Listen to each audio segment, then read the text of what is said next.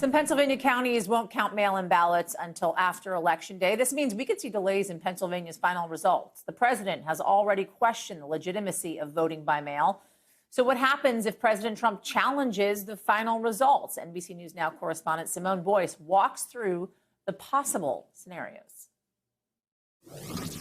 Will you commit to making sure that there is a peaceful transferal of power after the election? Well, we're going to have to see what happens. You know that I've been complaining very strongly about the ballots. President Trump has continued to cast doubt on the upcoming election, and it's led to some major questions.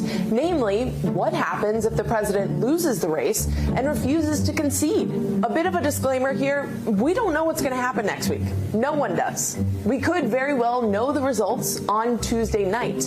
But given the unprecedented nature of this election, we just thought it was important to explore a few possible, albeit unlikely, scenarios, starting with a phenomenon known as the blue shift.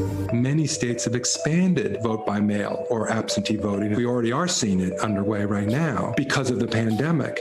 Professor Edward FOLEY is an elections expert from Ohio State University. With more than 75 million Americans casting early and mail-in votes so far, he says it could be a while before those ballots are counted. And that's because some state laws prevent those votes from being processed until the polls close on Election Day. In fact, Michigan and Pennsylvania state officials say it could take days, and that's before any legal challenges. It turns out statistically that we've been able to observe since 2000 this pattern that the votes that are counted not on election night but afterwards tend to be more favorable to the Democratic Party. Nothing nefarious about that. Given the rise of vote by mail this year, there's a prediction that we're going to see an even greater blue shift, if you will, in some of the states. Now, we've seen this blue shift flip results before.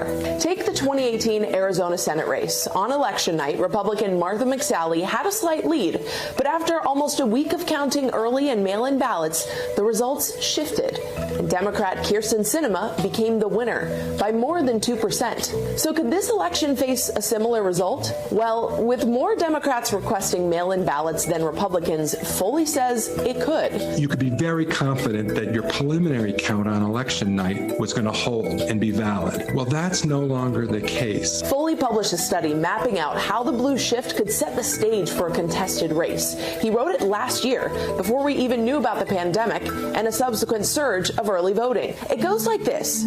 Say the race comes down to a key state like Pennsylvania, with President Trump holding a slight lead on election night. Then, as the state starts counting mail-in ballots, Trump's lead shrinks and Biden emerges with more votes.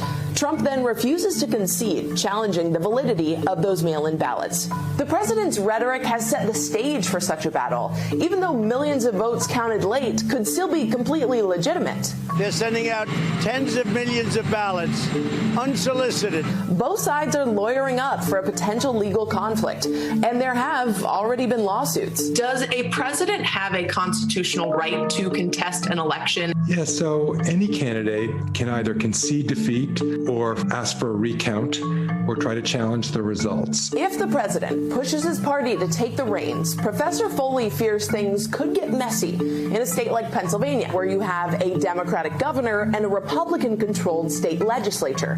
When it comes to certifying the votes, who makes the final call? The certification belongs to the voting officials, the election administrators. It's usually a Secretary of State. Congress has asked the governors to then sign those certifications and send them to Washington, D.C. The issue that's arisen over the last few months is what if legislatures, in essence, change their mind and somehow get the idea that they don't like the way the certification is going? Where things could get complicated in Congress is if two different groups of people claim to be the electors of any single state. Competing sets of electors could trigger legal battles in state courts, federal courts, even the Supreme Court.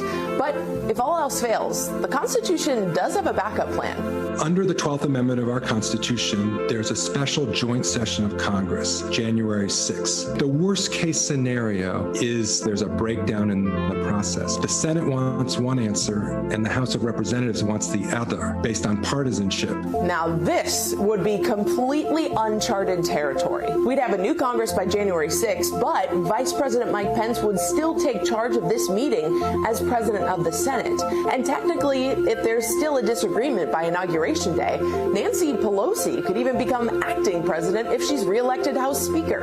At least that's what FOLEY says, admitting this scenario is unlikely. The founding fathers created our government in such a way that there hopefully wouldn't be this kind of deadlock. Have we outgrown the system that they've created for us? There are gaps in the system, unfortunately, and hyperpartisanship can expose those gaps and make the country vulnerable. Professor FOLEY says he's confident our democracy will survive even if the president refuses to concede.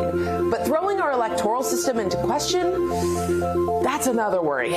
Voting means numbers. It means counting the ballots and trusting the process. And if you're going to challenge the process, you have to have a reason to do so. Because if you only challenge the result because you don't like the result, you're basically attacking the premise of having an election in the first place.